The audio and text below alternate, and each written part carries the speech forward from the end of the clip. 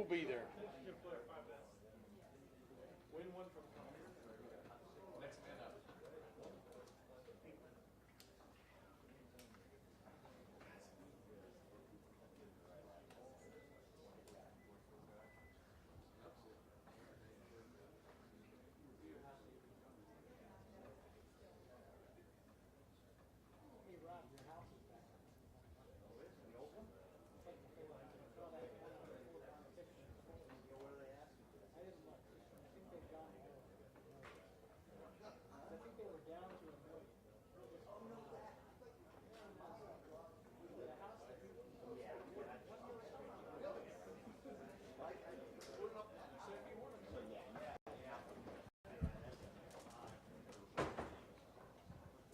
Folks, we're going to open up with Coach Dan. We're going to go straight to questions. Front row left, Dave Biddle, 24/7 Sports. Hi, Ryan. What does Notre Dame's defense do especially well? Like, what concerns you the most about them? Well, they are coached very, very well. Do a great job of mixing up the different styles of defense that they play.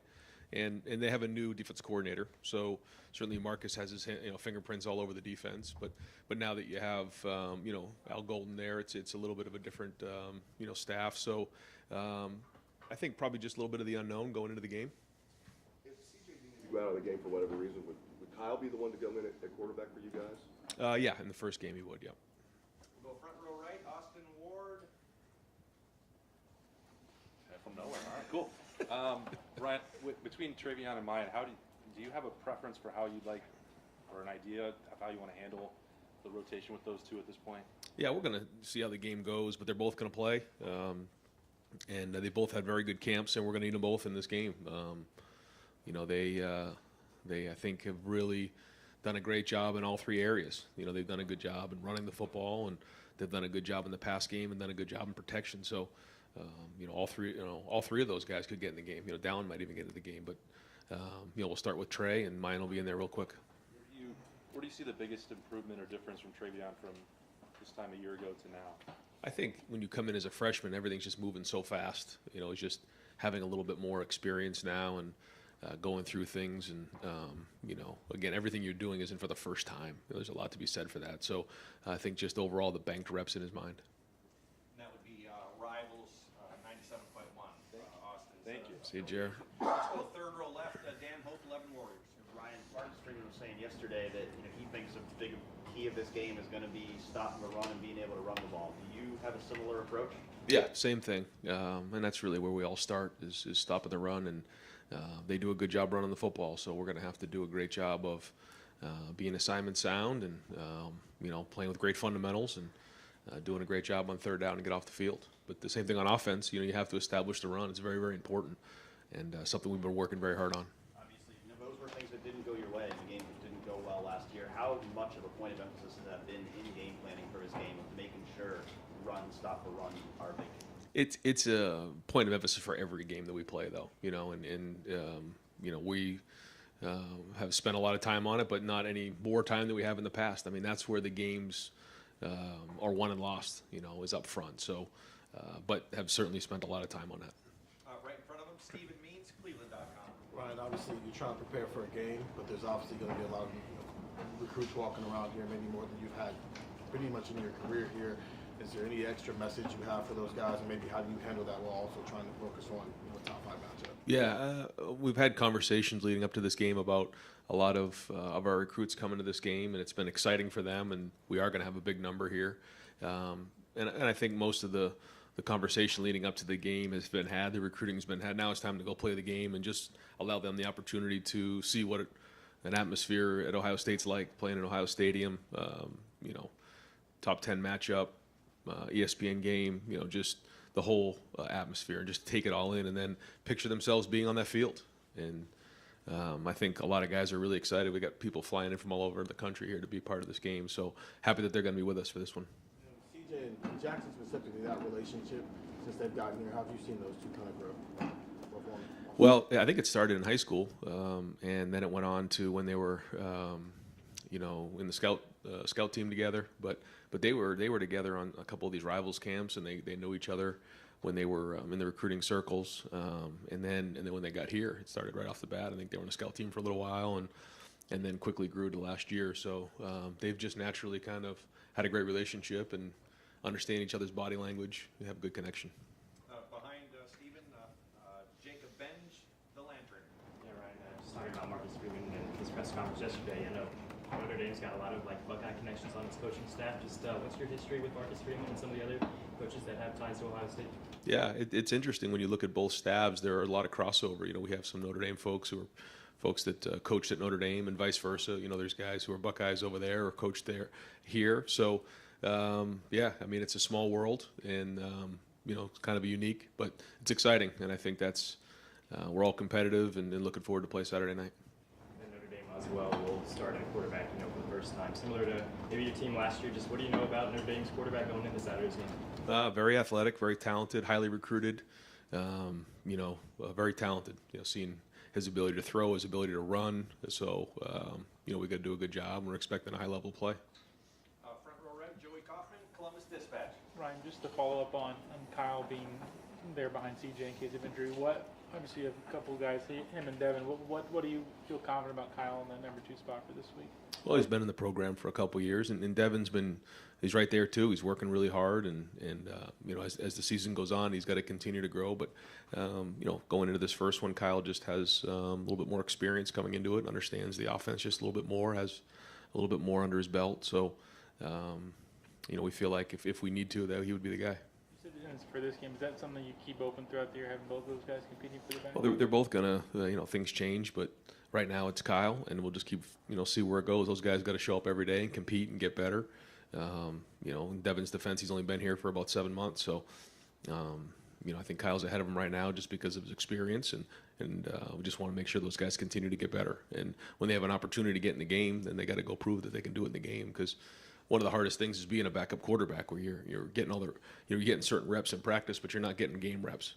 And so as the season goes on, we'll get to continually evaluate those guys. A big picture question about the series with Notre Dame. You guys have historically not played a ton in the regular season. This is only the only 5th ever meeting between OSU and Notre Dame. Once home and home in the 90s, home and home in the 30s. Do you have any thoughts on the frequency you would like to play Notre Dame? I know you haven't obviously played this home and home yet, but just wanted to get your thoughts on that. I don't really have many thoughts on that, no. I mean, it's certainly exciting to be a part of it. Not only is it the 100th year anniversary of the shoe, but just the fact that, like you said, it's a special matchup, having Notre Dame, such a prestigious program in the Midwest, and then Ohio State getting together for a home and home is exciting.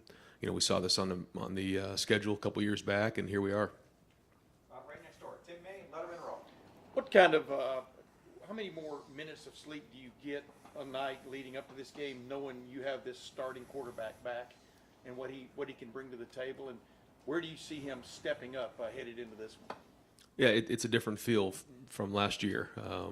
Everything was new last year, so that's different. But there are other challenges. There are other things that are new. So, but knowing that have somebody who's been through the games before and been through the fire, and that does help. And it isn't about helping you get any sleep. It's just what can they handle. In terms of putting in the game plan and things that we can hopefully make game time adjustments with, because there's a Rolodex of plays that under his belt that we can go back to if we need to. And even just communicating what's going on in game for guys who have been in first games are important, because there's just on both sides there's going to be things that we haven't seen, and so we have to be able to make in-game adjustments quickly. And having experience certainly helps in that area. And how much of a bonus did you look back on it? Was that Rose Bowl? Obviously, they come from behind wind, et cetera, but just getting Marvin Harrison Jr. and Mcallister involved, Julian Fleming too. Yeah, I hope because of what they were replacing, et cetera. As you look back on it now, how invaluable was that? I hope it was big. Yeah, I mean, if you didn't have that experience in that setting, you'd be even more sleepless nights. But they did. That doesn't mean anything. They still have to go play. But at least there's a reference point there, which is good for them, and hopefully it does pay off. Third row left, Bill Landis, Rivals. Ryan, now that he's had basically a full year of playing linebacker, kind of got his feet under, what have you noticed about Steele over the last month in terms of being more comfortable with that position? And I'm wondering if he, flashing differently in camp maybe he did last year. Yeah, like same thing. Having a year under your belt of playing is important. and I think that room is doing well. I think that they see it from a wider scope, being with Jim every day, in the meetings. They get to see it, they make the calls. So I think, he's one more year veteran, which is, again, hopefully pays off on Saturday night. But I think as a group, they all have more experience. Look at Tommy, you look at Cody, look at some of the guys who hadn't really played going into that year when we had to replace all 4 of those linebackers who took the majority of the reps. At least this year's team coming back has more experience in the linebacker room. When you're playing an opponent that has a former assistant of yours on their defensive staff, do you need to change the way you go about things in terms of signals? Is there any value to having maybe more intimate personnel knowledge that Al might have since he was here on the practice field? Yeah, for sure. I mean, Al did an unbelievable job when he was here, and he's a good friend of mine, and have nothing but respect for him. So, he'll have those guys charged up, but yeah, certainly, he knows a lot about this program, what we do. So definitely have to be aware of that and change some things up. Deep left, Brendan Gulick, Buckeyes Now on Sports Illustrated. Hi, Coach. Thanks for spending some time with us. I know you've talked a little bit about the aura around this game. Can you give us an idea at how much you appreciate the tradition of college football and of 2 programs that may be at the forefront of tradition in the sport? Yeah, it's hard to probably appreciate right now because there's just so much going on. But when you think about what an opportunity this is for Saturday night, just getting Notre Dame and Ohio State together, first game of the year, 100th year anniversary of the shoe, all of the things combined. What a great opportunity, and that's what college football is all about, is bringing people back and making it special. And this is about our players. And I talked to him the other day about when you grow up and you're 7, 8, 9, 10 years old, and you watch a game on TV on Saturday night, and then you wake up the next morning on Sunday and you're playing in the backyard, and all of a sudden you're taking on the personality of guys who you watched the night before. And you can see a couple of them nod, and I said, well, that's going to be you. And I try to remind guys that every year when we play in environments like this. And that's the opportunity that's there. So that's why we got to work so hard this week to be a competitive excellence on Saturday. So working really hard to make sure that we're prepared for this thing. As a head coach, that led a program through the COVID pandemic and all the unique challenges that you've kind of had year to year, what makes this opener unique for you, this season unique? I think it's unique. Every year is unique, but what's significant about this year is, again, probably our schedule, bookended by Notre Dame and Team Up North, 8 home games, 100th year anniversary, a little bit more of an experienced crew coming back. So I think those are probably the things that are most noteworthy. Let's go deep right, Jeremy Birmingham, rivals. Right. Obviously, in your 4 years here, you guys generally try to avoid the huge recruiting events during game days, but with the game being at night, does it make it easier, and are you worried about striking a balance between finding time with kids and all their families coming in and just being ready for Saturday night? Yeah. All the focus is going to be on the game. We have a great recruiting staff that's going to do everything they can to make sure they put on a great show and be great hosts for our recruits, but time will be limited. Maybe after the game on Sunday, then we'll have some time to catch up, but we got to focus on Notre Dame. And yeah, it's great. We have a lot of people flying in from different parts of the country. They play on Friday night, and they're able to come in on Saturday because it's a night game. So this is unique that way. So we do have big numbers. And I say all the time, every time you come to visit, it's a different experience. This one is about watching the atmosphere and watching the game at Ohio State. When they come in the spring or the winter, we get to spend more one-on-one time. That's typically the focus. But this focus is about seeing the environment, watching the atmosphere, and then visualizing yourself on the field playing for the Buckeyes. With the 20th year anniversary of the 2002 National Championship, a lot of guys coming into town. Do you have anything different planned with Jim Tressel as far as talking to the team or being around the team? Yeah, so really great to see those guys get recognized. And not only is that national championship team a special team because they won it, but they've had such an impact on Columbus, on Ohio State, and certainly Coach Tressel's had a great impact on me, and he's been a great resource. But it's also all the players, and to see those guys be a part of the game Saturday is going to be important. And I'm glad they're a part of it, and I'm glad they're getting recognized because it is more than just that. And I think it goes to show you if you become a national championship here at Ohio State, a national championship team at Ohio State, it kind of lives for a long, long time, and it means so much. So great to see those guys recognized. A lot of respect. Fourth row right, Spencer Holbrook, Letterman Row. Ryan, when you look at this defense, last year you guys rotated a lot of guys because of inexperience. Now Larry says he's got 12 guys who might be able to rotate on the defensive line. The safety room looks like it's got 6 guys. Do you feel more confident in installing a rotation of guys that you can actually play heading into this opener than you did heading to Minnesota when you were platooning guys? Yeah, I think we know what we have, and I think guys have settled into some stuff. But at the end of the day, you know, in big games, our really good players have to play really good. And, you know, if we're going to play depth at different positions, that's great. Those guys got to play, but our really good players have to play really well. That's kind of how it goes. And it is good to know that we have depth going into the season. And you know, you'll see different guys in the game, but it'll be a lot different than it did starting the season last year. And then flip the other side of the ball. Harris obviously started last year, but now finally gets the reins out left tackle job. For you, as the guy who recruited him, the guy who's seen him develop, how exciting is it just to see him finally be at that spot where everyone expects him to be so good, and then to also be able to go against somebody who's projected to be a first-round pick, and Isaiah? You know, how exciting is that for you to be able to see him? Yeah, I mean, you know, Foskey's a tremendous player, very athletic, like you said, projected first rounder, so it's going to be a huge challenge for him and for DeJuan in this game. And, you know, we got to know exactly where he is at all times. But, yeah, I thought that the key for Paris was that he was willing to go in at guard and get a whole year under his belt. And I think that for a lot of guys, they see themselves, well, I'm just a tackle. And if he had seen himself as just a tackle, then he would go into the season with zero experience really on the field. Maybe a few snaps here and there. But because he was willing to go into guard, he's more prepared to play this season at tackle because of that experience. So I think it goes to who he is as a person. Third row right, Rob Aller, Columbus Dispatch. Brian, Tim talked about this earlier. At the end of last year, CJ seemed like there wasn't a lot of room for improvement. You guys, there's always room for improvement, but we didn't think there was much more room. What do you want to see out of him? Where can he improve still? Well, you know, there's a lot of areas. I think that for the whole offense, you know, we just have to start the season and get going.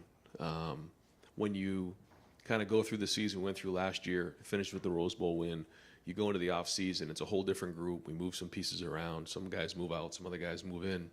It's just a different personality. And so as the leader of the offense, you have to do everything you can to get your team into the end zone, whatever that looks like. You know, last year we had our certain way we did it. The year before, you know, this year is going to look a little different as well. You know, and so certainly the run game is a huge part of that, and I think he understands that. It's not about, you know, getting the most points or the most yards. It's about winning games, and that's what's important. And the other thing is, my 93-year-old mother again last night is complaining about why everyone's picking Ohio State #1. They're going to get big heads. It's not good for them. How do you handle that with the team, and do you have a specific person that kind of is in charge of keeping guys from seeing that stuff? Well, I think coming off of last year, there's no big heads. I mean, this team is hungry. This team has been hungry. It's been gritty, and you know, we got to go win this first game, and they know that. So there's no big heads on this team right now. We got a lot to prove. Right behind us, Pat Murphy, 24/7 Sports. Brian, any opener has unknowns on both sides. You don't have tape from this year, but when you have a game like this, as opposed to some of the openers in the past, how much does that change what you're doing to try and know as much as possible about this Notre Dame team? Yeah, every year it's the same story. You know, it's a challenge to figure out what changes and adaptations have been made based on the personnel from each side, and in college football, what that means.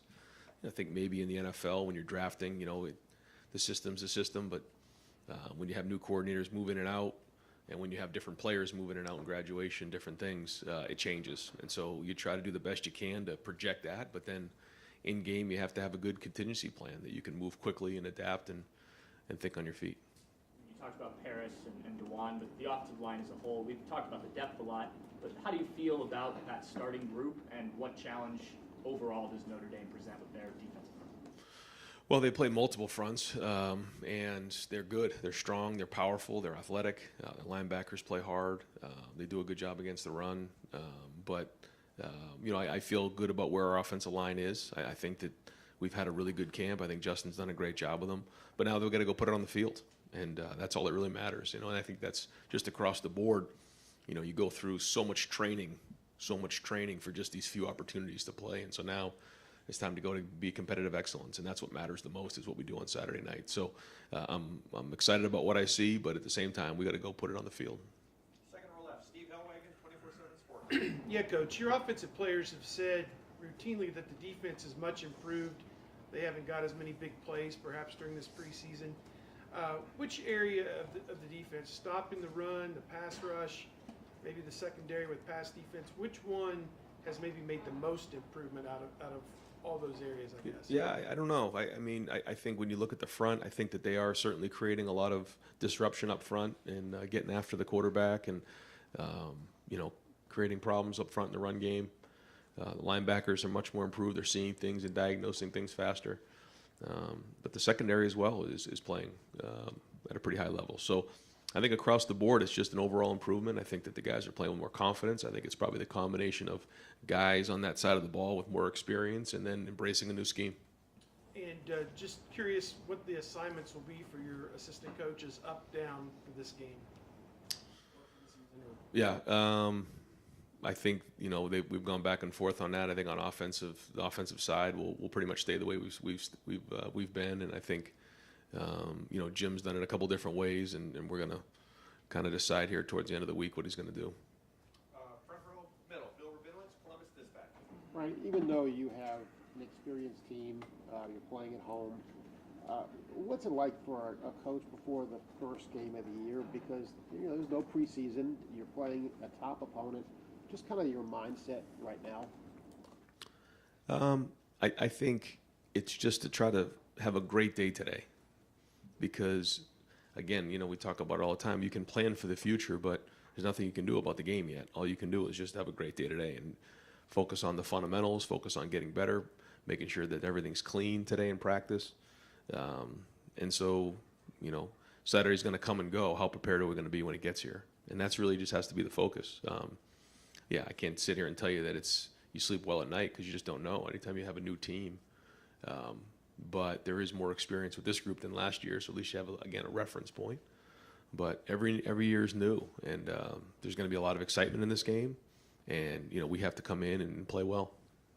Do you feel good about where you are as a team? I mean, obviously you don't know what's going to happen Saturday, but do you feel good about the preparation? I think we've had an excellent preseason. Yeah, I think the attitudes have been excellent. I think the toughness has been excellent. I think their attention to detail, the edge that they've had. This team wants to be good, and they have an edge to them. They feel like they have something to prove, but that doesn't mean anything until you go play the game on Saturday night. So we'll keep working on that and trying to figure out a way to get 1-0. And one more question about Paris Johnson. How has he looked at left tackle? I mean, that is kind of his natural position. How good can he be? How good has he been so far? He's done really well. He's really improved. Moving from tackle to guard and then guard back to tackle, there's a little bit of an adjustment, but now he's been working well with Justin, and I think he's had his last couple weeks he's been excellent. Over to the right, Adam King, WBNS 10 TV. This is a playoff caliber matchup to start the season in the shoe at night. You talk about the 100th anniversary. Do you talk to your guys about what Saturday means for college football and how big it's going to be? I just like what I said yesterday about how the nation will be watching, and you get to be a front and center, and everyone who's watching, and they wake up the next morning, they can be you, and I think that's important, and it's great for them to realize that. But we can't make it bigger than it is either. We got to make sure that we're focused on what really matters. But the guys know. I mean, this has been on the schedule for a while, and just as it gets closer, you start to feel it a little bit more. But we know this was coming, and we've been preparing all summer. You've got the best view of the defense. Now that you've had a whole offseason, we're 4 days away, how ready is it and how different is it? Yeah, I mean, still a couple days away, so we're going to keep preparing all the way till 7:29 when the foot hits the ball. But it's time to go play somebody now. I think as much as our guys are doing a great job of being focused, they want to go play a game and hit somebody else, and I think they're tired of practicing. We can't get tired of practicing. We got to keep working, but no, I mean, these guys have been working hard for this moment, and they've done a great job with the installation. They have a great job making adjustments and learning and growing, and now it's game planning Notre Dame. So, I think we're in a great place. We'll see you again Saturday night. Right next door, Tony Erdman, Buckeye Huddle. Ryan, I think along those same lines, this defense has been a work in progress for the last 8 months. Where's your excitement level, your emotional level to finally see that against an opponent? Yeah, it's going to be great to see. Just a bunch of guys running around with great energy and great confidence, and that's what this thing's going to be. And that's the way they practiced. Just the whole group in general. You know, if you come out and watch practice, you can see it. You know, it's just there's an energy level to them, a confidence. Guys buzzing around, playing fast, playing violent, creating chaos out there, and that's going to be fun to watch. Way over to the right, Don Barrett, WBNS 10 TV. Coach, as you take the pulse of this club, how ready are they to play a game? And you mentioned the edge these guys have. Will angry team take the field on Saturday? And I don't know, what keeps you up late right now? Yeah, well, one thing I tell them all the time is when you play in big games, you know, a lot of guys, they just want to get me to the game, get me to the game, get me to the game. Well, it's only Monday, and today is Tuesday. You know, we have a long way to go before we get to that game. So what happens is if it's just get me to the game, you lose focus on that time. We have to be ready to go at 7:30 on Saturday night. So, you know, we're preparing, and we're going to continue to prepare to make sure we're ready right at that moment to play with the mental, physical, and emotional energy that we need. But yeah, I mean, this team certainly, you know, wants to be great, and it's going to start September 3rd. I mean, you've heard the things. I mean, these guys have talked about it. They heard things that people said about them a year ago and all that. Is there a fire with this team because of some of the comments that were made in the past? Yeah, but I think when you're at Ohio State, you know, you can't listen to that because they're the same ones that, you know, said things that weren't very good. The same things that are saying that maybe one of the better teams in the country coming into this year. So, you know, when you listen to other people's opinions, you respect them more than your own. So you just have to focus on what really matters and just, you know, kind of distract all the noise and keep it out of the building. Kind of with that said, though, there's always a big target on you guys, and more so than ever. How hard is it to block and to block all that out? I mean, you're hearing this is a national championship caliber team. This is that. I mean, do you guard against that with your kids? Yeah. I mean, we don't talk about any of those type of things because that's not what the focus is. And the competitive stamina is what we've been talking about because we know that at Ohio State you have to bring it every single week. And in order to get to reach our goals of where we need to be, we have to bring it every day and every game. And so we start looking ahead and you know, lose a day, then we put ourselves at risk. So focusing on the process, focusing on the day, and making sure that we have the stamina that we need to go win this game. Got time for two more. Over here to the right, Nathan Barrett, Cleveland.com. Another question about the defense, maybe kind of looking back, at what point over these past 8 months did you kind of see the impact that Jim was having on the defense? Like, it was tangible to you that the change that you wanted, the adjustment that you wanted was happening? Yeah, I don't know if it was one day, but you could just see it over time building just the confidence of the guys. And they play with a lot of decisiveness. They play with a lot of confidence. And they run to the ball. And when you get that kind of pack mentality, that's when you know you're starting to build something special on defense. And I don't think it happened one day, but it certainly has happened over time. And with when you brought him on and he's talking about wanting a safety-driven defense, was there something about Perry that you wanted specifically for that position, or was there something about Perry that you wanted on this staff, regardless of how he was going to fit the position? Yeah, a little bit of both. I think that he, you know, I didn't know Perry very well, but everyone who knew Perry spoke very, very highly of him and certainly saw his work when he was at UC, and then had an opportunity to spend some time with him during the interview process, and I could tell right away that he was special. He does a great job of communicating. He's very, very intelligent, sees things from a wide view, connects well with the players. So certainly somebody that we were very fortunate to have on our staff. And final question, second row right, Doug Lameries, Cleveland.com. Ryan, just a specific question on a player. Matthew Jones had a couple years here where he was in camp and fighting for a starting job and didn't quite get it. We know how important he was to you guys last year as that sixth offensive lineman, but here he is now as a starter. Just, what was his progression, and what do you think of a guy like that, sort of continuing the fight? Right, that's it, the fight. Yeah, when I think about Matt, that's what I think about. And not to put his stuff out there, but he got in front of the team during a team meeting and kind of shared his experiences of what the brotherhood means to him, and it was really powerful because Matt is a man of few words, but he kept coming every single day. And part of this game is showing up every day. And you know, there's a lot of people out there that maybe would have transferred, maybe would have gone another direction, maybe would have lost hope, but he didn't. He just kept putting one day in front of the other. And now he's got an opportunity to have a great season this year and be a starter at Ohio State. So I'm very proud of Matt and the journey that he's been on. And a lot of people are very connected to their alma mater throughout their lives, right? When you're in this business, you're a college football player, it was very important to you, but now you're in college football. You're not a 9-to-5 Monday through Friday job. How do you stay connected to your alma mater? Do you pay attention? What are your feelings when you're in the business of college football? What is your relationship like with the place where you attended and you played college football? Yeah, I mean it's a part of your life, and this profession is funny, in a different way.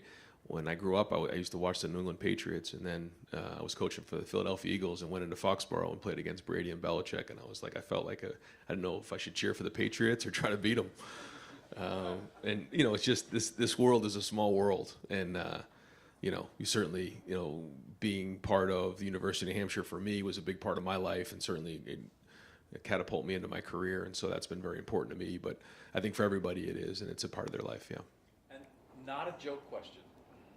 Would you like to see UNH come into the shoe and play you guys some year? Oh, geez. I don't know. That's a good. I haven't never considered that, but yeah, that'd be fun. Okay. Thank you, Ryan. All right, no problem. See you guys. Thanks.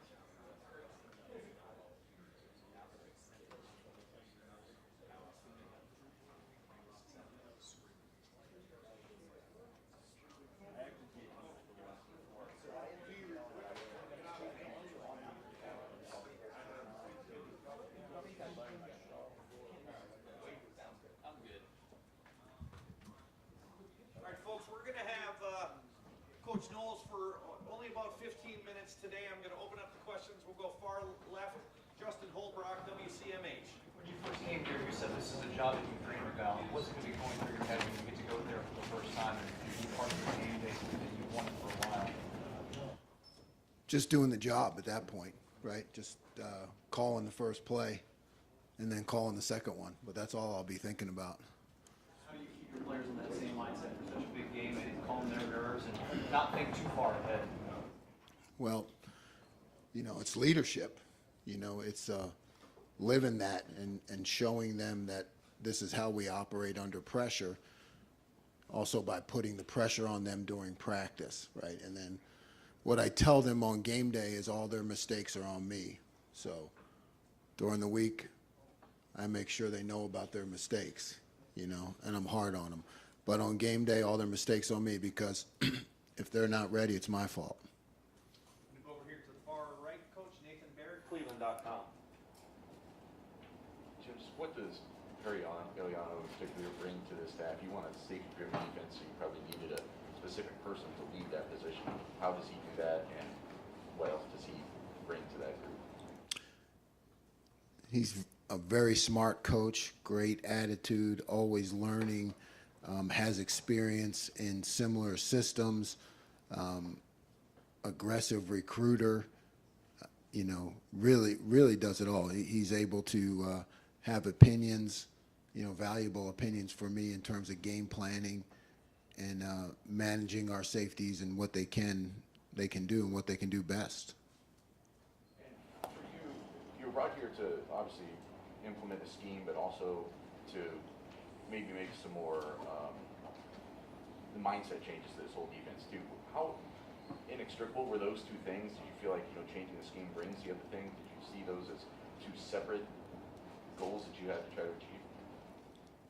No, it's all one thing. You're installing your scheme, but the whole time you're building a mindset. You're building a mindset of excellence, and this is how we do it, and this is how we're going to do it every day, and we're going to do it on the grass in practice, and that's how the game's going to go. So it really is about expectations, you know. Once the players know that you care, they'll go to the wall for you, and I believe we're at that point. Front row right, Austin Ward, Rivals, 97.1 The Fan. Jim, some coordinators like to be on the sideline and be down there with the guys. Some like the quiet to call games from the box. As Ryan said, you've done both. Which way do you think you prefer this year? I prefer what works best. So, you know, I have done both, and that's still under discussion. You know, who knows? Maybe I'll do a half up and a half down. Who knows? Did you think that you would have already worked that out before Saturday, or is this? I've got it worked out. I'm just not telling you. That's all. We're gonna see you. Okay, well then you'll see. Okay. All right. Yeah. Front row left, Dave Biddle, 24/7 Sports. Hi, Jim. Not a lot of film on their starting quarterback. How does that affect preparation? Are you even going back and watching some of his high school film? Just how does that affect your preparation? I don't go back to high school, but he's played some. So, you know, we've scouted him like you would and done our due diligence. But it is a first game. So really it comes back to your training because you have to be ready for everything, you know, and you have to be able to adjust. Fourth row middle, Pat Murphy, 24/7 Sports. Jim, Marcus Freeman said yesterday that, you know, they look back at the Fiesta Bowl last year because that was the defense you created, but they also understand new personnel. You're going to do some different things here. How much are you aware of them watching that when you are planning for this game in particular, or does that not matter and you just focus on what you guys want to do? No, I'm aware. It's a good game to have, to be able to look at it from both sides, what Oklahoma State did and what our opponent did. So, but it's just another game. Now, you may glean more from it because of, you know, the aspects of game planning that go on both sides, but it's just one in many games that you look at. Front row right, Tim May, Letterman Row. Jim, I have a saying that no one ever covers the tight end or rarely covers the tight end consistently. That's just me. But when you look at a tight end like Mayer, what is sort of the secret to sort of like neutralizing or taking him out of a game without like robbing Peter to pay Paul? You have to mix it up.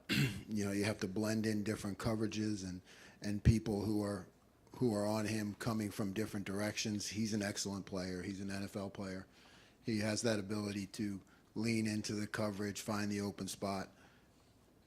So it is, you know, it is about knowing where he is at all times and making sure that we're changing it up enough with him to you know, to keep him off balance. Are you surprised offenses don't throw the tight end as much as maybe it looks like they should? I mean, does it ever surprise you from your vantage point? You seem like you have a thing about tight ends. Is that? I just think me and Tom Brady, yeah. I just think they're underutilized a lot in the passing game from the standpoint. Yeah, I don't really have an opinion. I just look at who we're playing and what they do. You know, and these guys have a great tight end, so we need to make sure we have a game plan for it. Mm-hmm. Over here to the far right, Adam King, WBNS 10 TV. Coach, when you look 4 days till the actual game, how ready is this defense?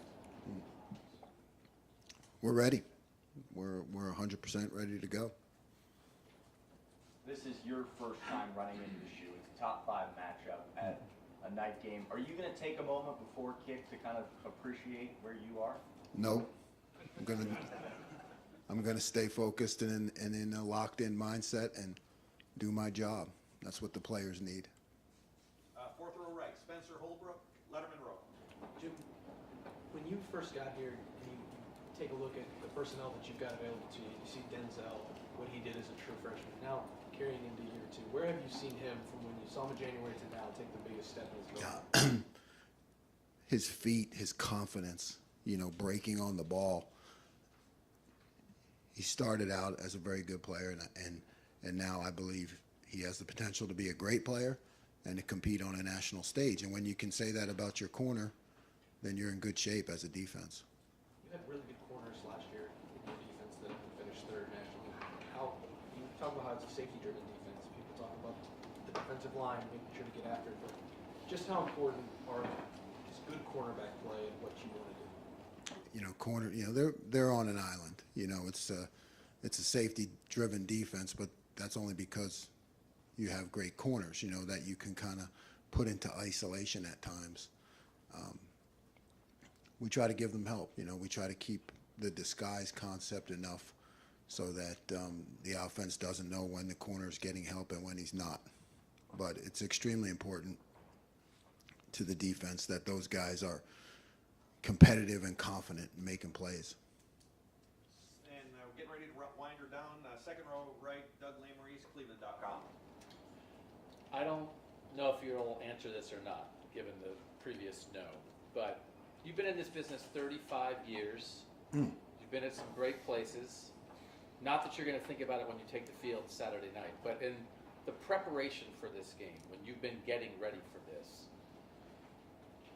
what part has felt the same of everything you've ever done in your life? What part has felt different? I mean, this is a top 5 matchup to open the season at a place like this, and on some level, it is a different experience for you, at least. How would you describe what it's been like? It's the same process. The expectations are different. The expectations are different. So, but that hasn't changed what I do or how I do it. It's there. So you stay locked in, maybe even more than I have in the past. I'll think about all the nice parts about it when I get old and I can sit back and relax a little bit. But right now, it's just, you're right, the expectations are high, and the players expect you to be their leader and be locked in, and that's what I'm going to do. Thank you. Front row, middle, Bill Rabinowitz, Columbus Dispatch. Yeah, that's my question. You said You want me to answer it again? No. I can audible. Why do you say that your defense is 100% ready? What makes you think that? Well, we've put them through the crucible. We go against the nation's best offense every day. We've pushed and prodded and poked and tried to stretch them as far as they can go, right? So wherever they're at right now, it's 100%. And that's what I dial the game plan into. So, yeah, I'm confident. Second row left, Stephen Means, Cleveland.com. I don't even know if you'd be able to answer this, but as a defensive guy, during your career, have you always been aware of when you're playing a first-time starting quarterback? And is there a benefit to it for you guys as a defensive play caller? I've always been aware. I don't think there's a benefit. I think that it's kind of a wild card, and you don't know what to expect as much, and you really got to be ready for everything. So it almost is like more anxiety than it is. Maybe that's not the right word. Yeah, who said anxiety? No, it's just you fall back, I think, more onto your system, and because you really don't know what to expect. Right next door, Steve Hellwagen, 24/7 Sports. Yeah, Coach, I'm curious, the 4 weeks of preseason, is there anybody from a personnel standpoint that coming out of the spring you were like lukewarm on, but has now had such a great 4 weeks of practice that they're in the plan this week? Well, yeah, I've been talking about Lathan Ransom, right, because he was out, and he's just had a great camp. I mean, to come off an injury like that and to do some of the things that he's done in practice, when you watch the film, I think anybody can see that he really jumps out because he has that intuitive feeling for where the ball's going to be, and he gets after it. From our standpoint, it looks like you have 3 frontline defensive ends with Tui Maloau, Sawyer, and Zach Harrison back. How will that rotation go? And I assume there's other guys in that mix too, but figure only 2 guys are going to start, but not get wrapped up in that. It might be 2, might be 3, might be 4 DNs in there. We have a lot of depth. Coach Johnson handles that, and I'm behind playing them all as much as possible. We're going to keep them fresh and keep attacking. right behind him, Bill Landis, Rivals. Jim, when you first got here and got the chance to work with Steele for the first time, did he appear to you like a guy who was still trying to figure out linebacker, or where do you think he was there, and then what kind of growth have you seen over the last few months? Yeah, I mean, Steele, he's growing every day into the position. You know, he continues to be a work in progress. He's always learning. He's into it. You know, we have some back and forth, which is good. So yeah, he's just been a guy since I've arrived that's gotten better. You know, all the time. He does not seem hesitant to speak his mind, I guess, at least when he's talking to us. I'm assuming he's that way when he's with you as well. What's it like to coach a guy like that who wants to have that back and forth? He's not as quite that much with me, you know, but he will every now and then, and yeah, that's refreshing, you know. Like I said before, with Jack Sawyer, I mean, I'm from Philly, so I like guys that can give and take and aren't afraid to do that, and that means that you have a good relationship. At least that's the way I look at it. Bill's from Philly too, just FYI. Final question is over here, third row right. Are we good with that? Bill, you're good, right? Yeah. All right. That's right. Third row right, last set of questions. Rob Aller, Columbus Dispatch. Jim, you strike me as a cerebral guy, more of a thinker than a rah-rah guy. How do you motivate? How do you consider yourself an emotional motivator, or how do you look at that whole topic? I mean, there's times to be emotional, and there's times to be steady. You know, so I think any good motivator reads the room, reads the situation, and you're able to amp it up and amp up the juice and the volume when you feel like it needs to be that way. Most of the other time, motivation comes from teaching and teaching and teaching and reteaching, right? And then you gain the respect that you know what you're talking about. So you give them a reason to do it, and you kind of show them how it works, and that's motivation, because you're showing them, you're teaching them, and then you're showing them a reason, like, this is why we do it. This is the why. And usually that's enough. And if not, I can get loud. Great. Coach, thank you very much. Thanks. Thanks, Jim. Thanks, man.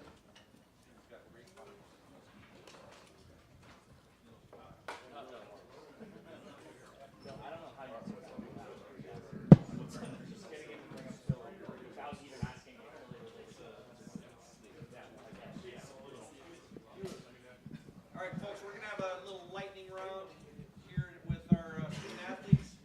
We're going to open it up with tight end Cade Stover, senior captain,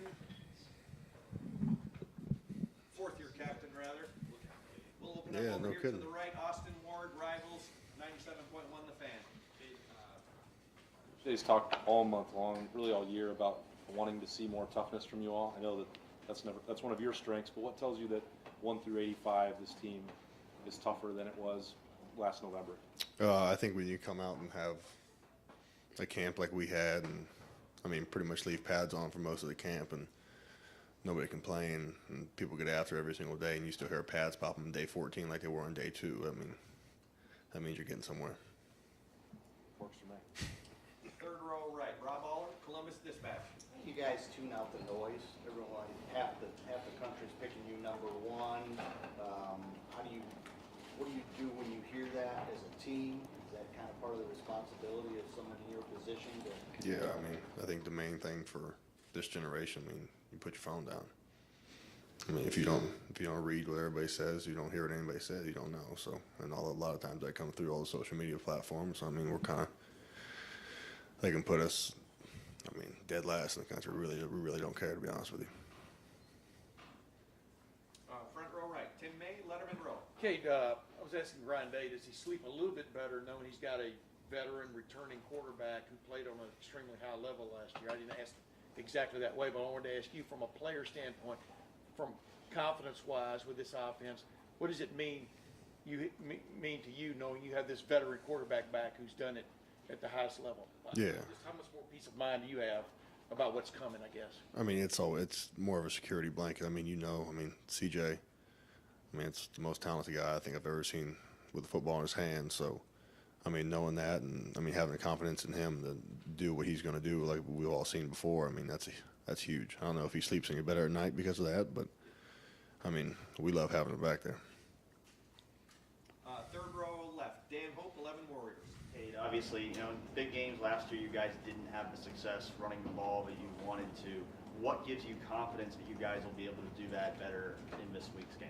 I mean, just like I said, the off season. I mean, the way we've practiced, the way we've coached things, different coaching techniques. I mean, just come off the ball and just, I mean, like, I kind of feel like running the ball, it's a mentality aspect of it. So, I mean, if you say you're going to run the ball, I mean, we better run the ball. And that's kind of what we pride ourselves on a little bit. You mentioned how talented CJ is. A lot of people look at that and say, you guys can just throw the ball around. But how important do you guys view it as being able to establish a run game first? It's huge. I mean, you got to have a balance. I mean, you can't be one-sided either way. I mean, we got guys that are talented in that aspect for sure, and we could go one way, I guess. But I mean, it's all part of the toughest part and balance of this game out, and you got to start by running the ball. Right next door, Bill Landis, Rivals. Kate, what do you like about how Steel Chambers plays the game? He's crafty. He's not. He's crafty. He's tough. He's just a smart, elusive player. That I mean, sometimes it's hard to get your hands on him at points, and that kind of pisses me off. But no, I mean, he's just a good, smart ball player, and I mean, he's got a knack for the ball. I mean, so he's 9 times out of 10 you're going to find him on the ball. How much better is he at linebacker now that he's had a kind of a full year doing it? No, he's much better. I mean, just as anybody, I mean, you get better with time, and I mean, he's had a full year under his belt now, so I mean, he's a pretty good ball player. Front row middle, Bill Rabinowitz, Columbus Dispatch. You line up next to Paris quite a bit, I'm assuming. What are your impressions of him? How good a player is he, and can he be? Oh, he's super athletic, great player, good mind, and good attitude with it too. I mean, when it comes down to me, I like lining up across and beside guys that are like minds and like attitudes. I mean, if you're gonna get after it, you're gonna get after it, and he's one of those guys. Doug, did I get you? Okay, good. Steve, you okay? Okay, last question's over here. Brendan Gulick, deep left. Buckeyes Now on Sports Illustrated. Okay, hey, you mentioned that you guys put your phone down. How easy is that, or how difficult is that? Because in today's day and age, man, there's a lot of people that just want to use social platforms to build their brand. Is that an easy thing for you guys to do during the season? At first, no, it's not. I think because a lot of times, I mean, that's just kind of how we grew up, I guess. But I mean, it's going to be there. It's going to be there on Monday. I mean, it's not going anywhere. You know what I mean? This game, this is a temporary thing we got going on here. So we're trying to grab on this with both hands and not miss a beat, hopefully. I want to ask you about the tradition of these two programs. You can make an argument that there are no two programs in the country that have more tradition and history than Ohio State and Notre Dame. Do you have memories as a kid of watching those two programs, and what does it mean for you to play a game with two teams that have such history? Yeah, I mean, as a kid growing up, I mean, these are blue bloods, you know what I mean? Coming back, you watch. I mean, I used to grow up and idolize James Laurinaitis. Like that's where I was going to be. That's where I was supposed to be. You know what I mean? And I mean, with all the ties over there now, Ohio State ties in Notre Dame. I mean, there's a lot of stuff riding on this. Okay, last questions. Second row left, Stephen Means, Cleveland.com. You said you idolized James Laurinaitis growing up? Yeah, that was my favorite linebacker right there. It's tough and played fast and hard. I mean, back when the game was tough and hard and fast, and that's what we're trying to bring back. Yeah. Kate, thank you very much. I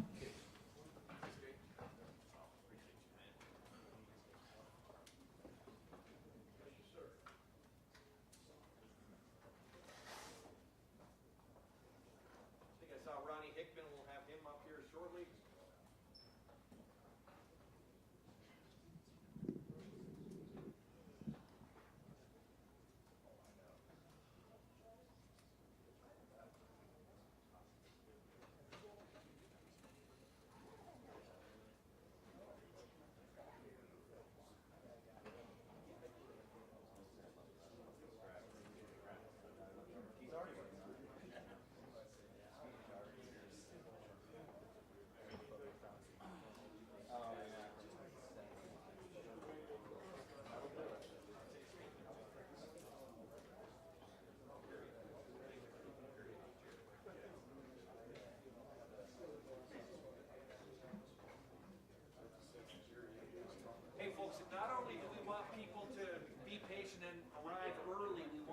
in their seats at 7. There's a band show. There's paratroopers coming in pre-game. 6 of them, I think. So be in your seats at 7 a.m. 7 p.m. Sing a song. Sorry.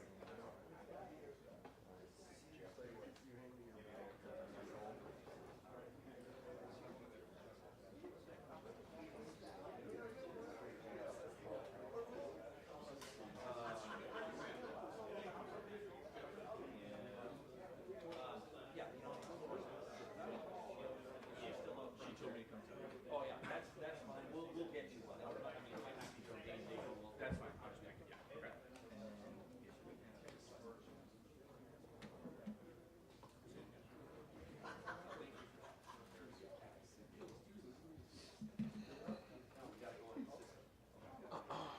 All right, folks. We're gonna open up a little lightning round for Ronnie Hickman. Open up on the right here. Nathan Barrett, Cleveland.com.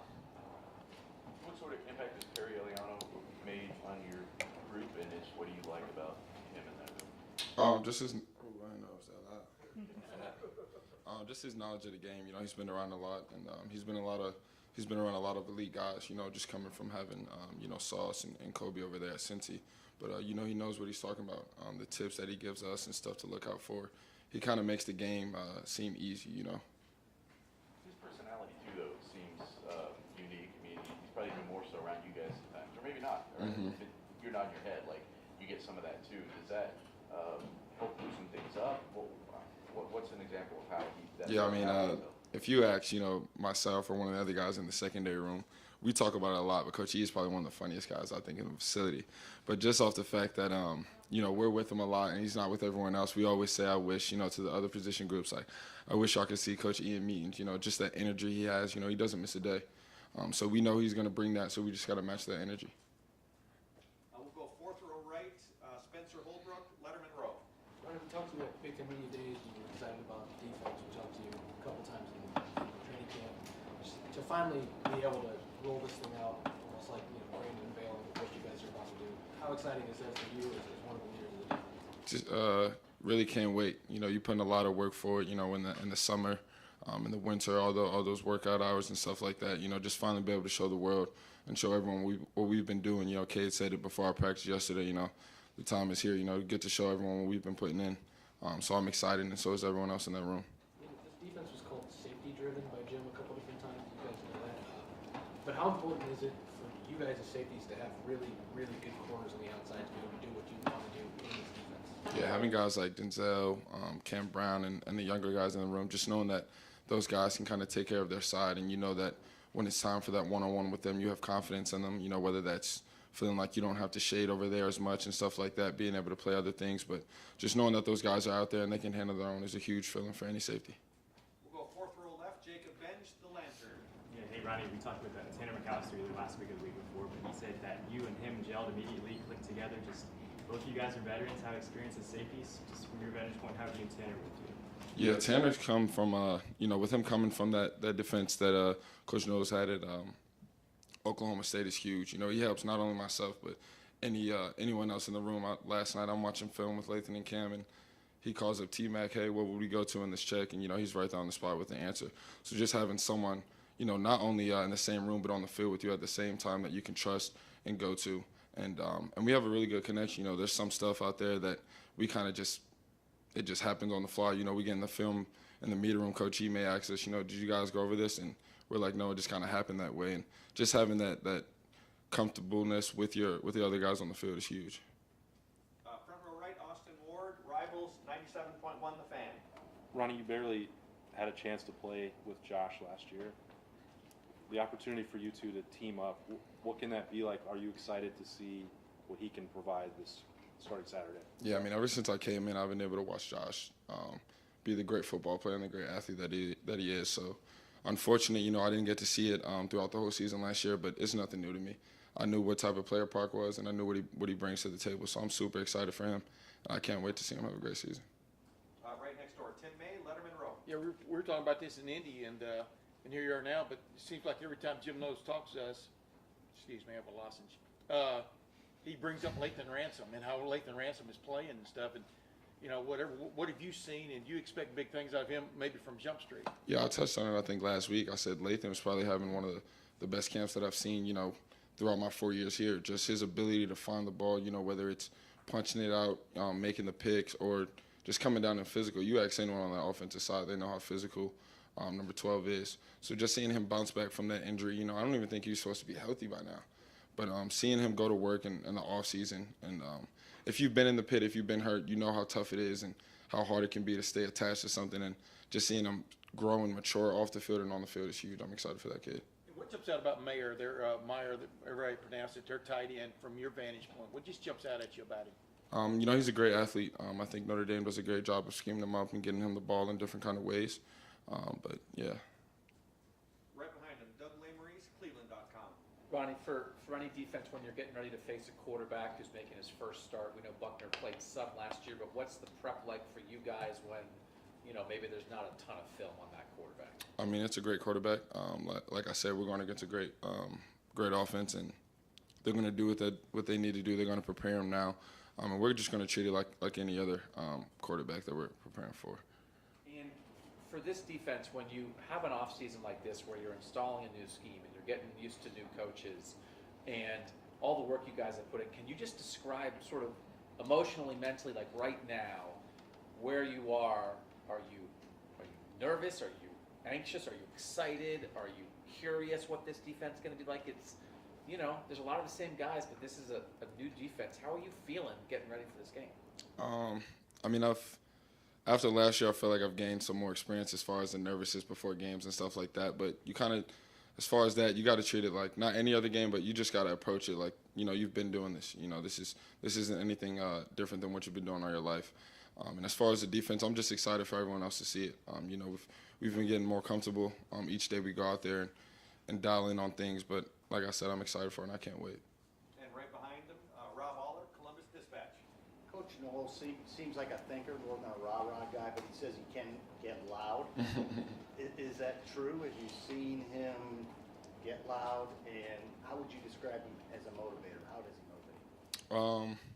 It definitely has some truth to that. You don't see him too loud a lot, but when he does get pretty loud, it's probably like a big mistake or something like that. But that comes with it. I've seen a lot of coaches during my time here, a new one each year. So seeing how guys yell and react to certain stuff like that, he's definitely on the calmer side. But when he gets riled up, he definitely can for sure. Third row left, Dan Hope, 11 Warriors. And Ronnie, obviously, a couple losses you guys had last year, you guys really struggled to stop the run. What makes you more confident going into a big game like this, but you guys are ready to stop the run? Just seeing how well our D-line has played during camp, and sitting in those meeting rooms and watching them go to work and stuff like that. It looks different. It feels different coming from the back end as far as the running back getting to my level without being touched and stuff like that. Coming downhill, I'm like, all right, could y'all let me make a tackle or something like that? But just seeing how those guys handle the line up front, how they're moving and showing different looks to the offense is something that I'm thankful for, as a guy in the secondary. And I just can't wait to see what those guys do. When you guys know you are going against an inexperienced quarterback, is there more of a point of emphasis on stopping a run, forcing them to make plays through the air? Yeah, I think generally, for a quarterback who doesn't have as much experience, they're definitely going to try to, establish the run game first, and we're prepared for that and prepared for anything else they try to throw at us. But that's definitely something that we've been working on. Got time for just a few more over far left. Justin Holbrook, WCMH. You mentioned that mistakes, and we talked to Coach Knowles, and he said he owns the mistakes on game day. Says it's not your guys' fault, it's his fault, but he holds you accountable during the week. What's that like to have a coach who will take accountability for you guys, but wants you guys to do the same during the week of practice? It's huge. As a player, knowing that your coach has confidence in what he's going to call, it only kind of spreads out throughout the room and that defensive side. So just hearing the confidence from him and knowing that he knows what he's doing, it only helps us to go out there and just play fast and know that whatever call he puts us in, it's for the better. Where does that confidence come from guys that don't have as much experience? Of course, a lot of guys came back this season, but there will be guys that rotated and that don't have the same amount that you have or other guys on the field. I mean, honestly, I like to say you don't really get the real experience until you're really out there. But like myself and a few of the older guys in the room, just showing them the way and how it's done and how we practice on these earlier days in the week and how it really comes down to the preparation put in earlier in the week. And final questions for Ronnie. Front row right, Joey Kaufman, Columbus Dispatch. Ronnie, you mentioned their tight end being a great athlete. What makes it hard to stop a tight end who's kind of built like that versus just the ordinary receiver who's a threat in the pass game? And is he similar to anybody you've faced before? Their ability to get open. There's a lot of great tight ends. And I think nowadays in college football, tight ends are becoming a lot more athletic. You're starting to see tight ends who can really run more routes in the route tree, and just causes a little bit of problems, matchup problems for linebackers, so to say. But just the way he gets open at the top of his routes, and like I said earlier, his offense does a great job of scheming them to get open with certain looks and hiding them and certain stuff like that. So we've just been drilling that in our meetings and going over it over practice. Great. Ronnie, thank you very much. Thank you, guys.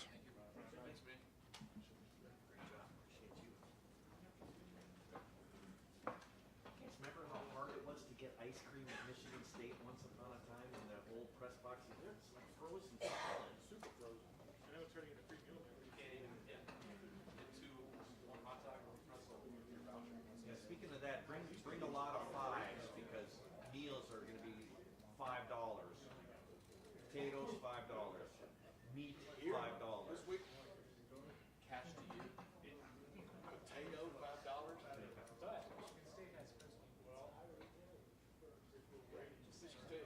We occasionally get leftovers. Yeah, you get some leftovers. Although my guy Lee is gone. He's on like the presidential floor suite. Find someone else. Now, yeah, we'll have to make friends with the. I'll scour the rooms for leftovers. If they leave, we'll find it. One in the morning. There's got to be a lot left over.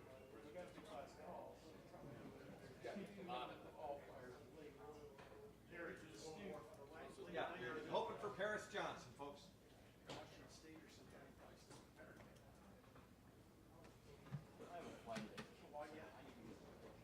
Here we go.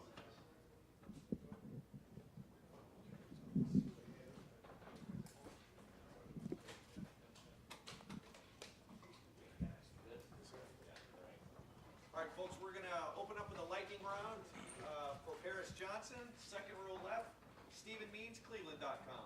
Paris, you finally get to play left tackle, and your reward the first week is going up against the guy who had 11 sacks last year and 6 forced fumbles. Just what are your initial thoughts on Foskey and that matchup? I mean, he's a great player, like generational type of player. But I mean, I feel like the type of guy like he is, I feel like we have a lot of guys like him in this building here.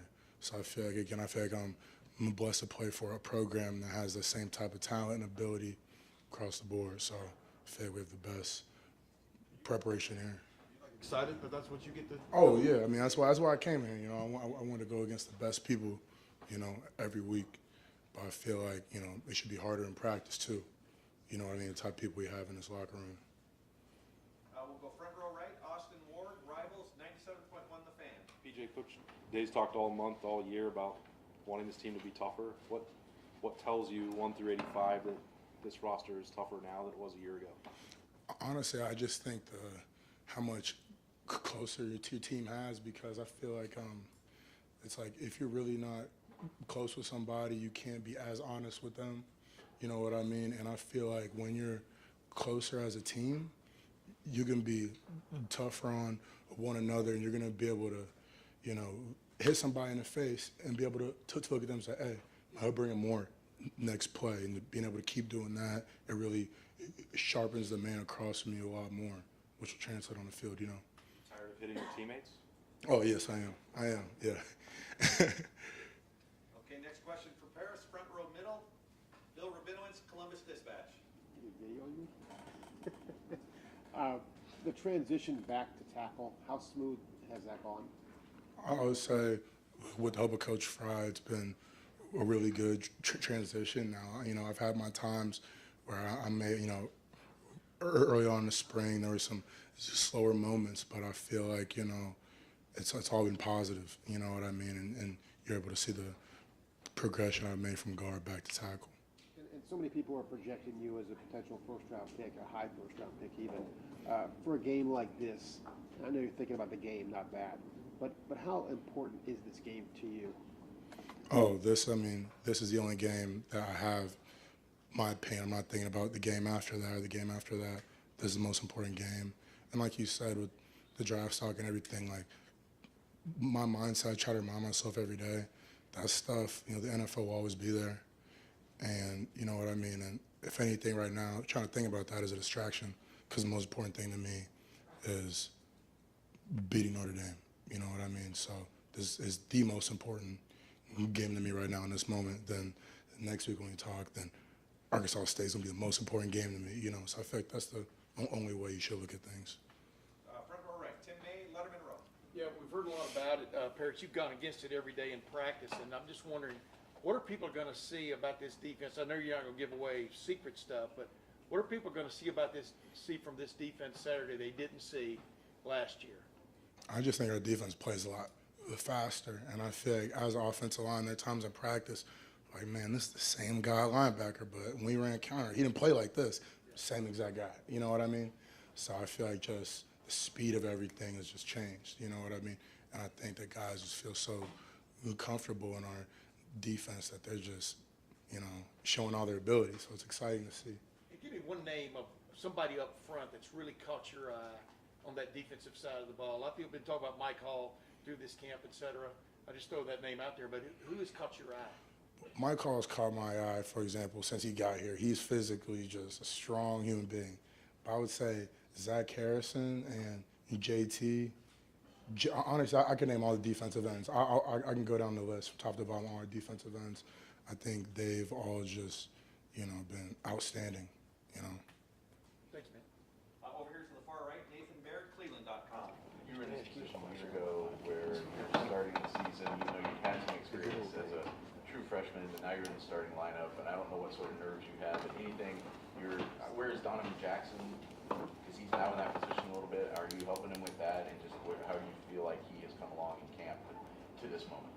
I think honestly, if you were allowed to play 6 people last year on offensive line, if you're allowed to have a 6th position, he would have played. Like, he's that talented.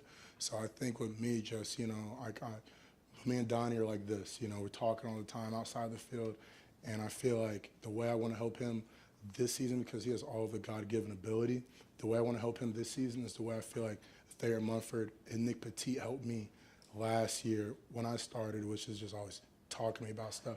It's not even about stuff on the field, but just where to stay at, like mentally as a young guy who's gifted enough to start. He's going to be outstanding. Wait, where to stay mentally? What do you mean by that? I think just not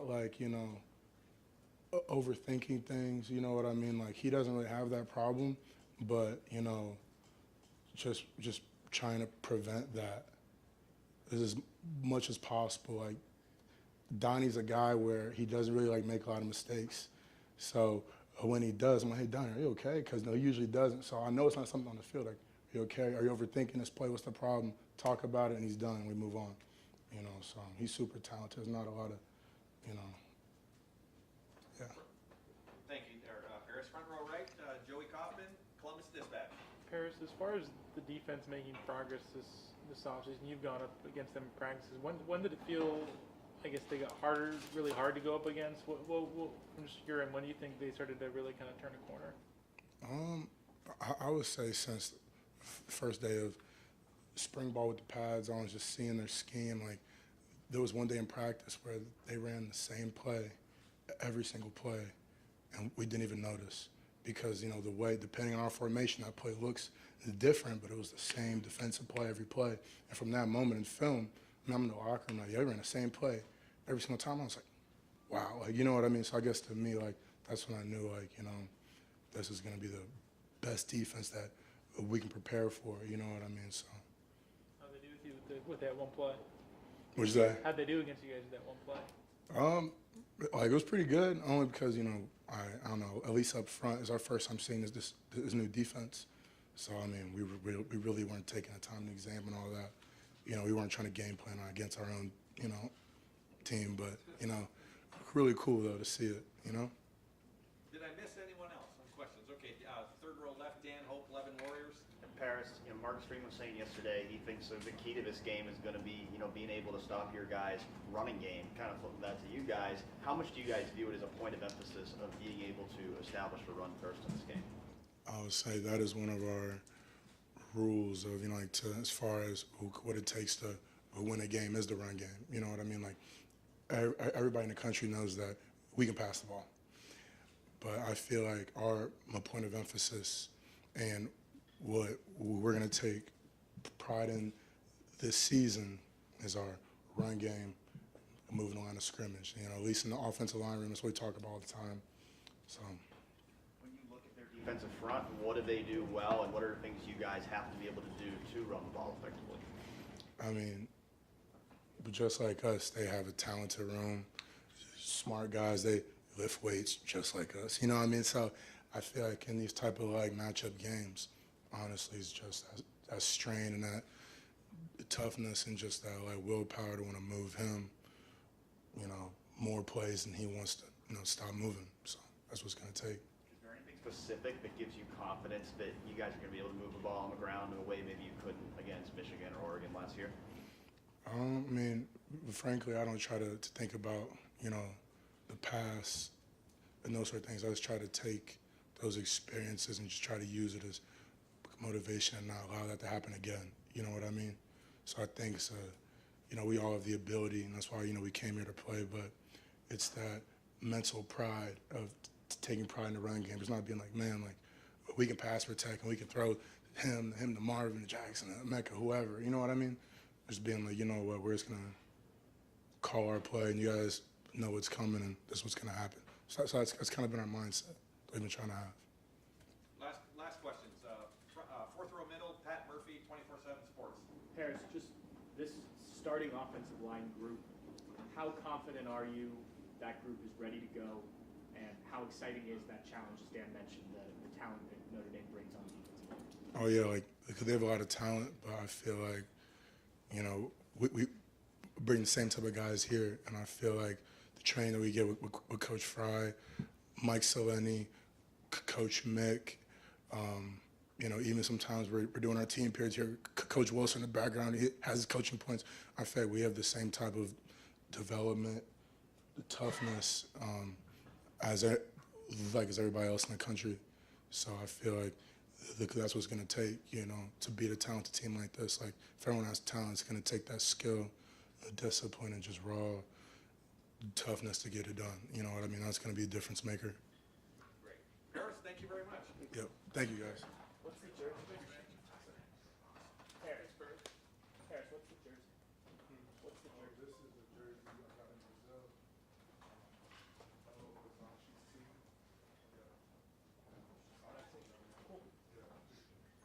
All right, folks, that's going to wrap up interviews for today.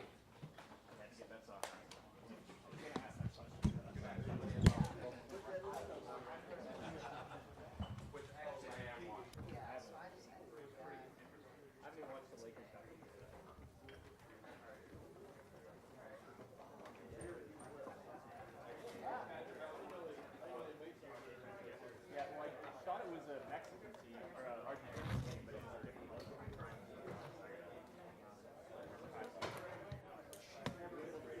That's kind of how it was last year.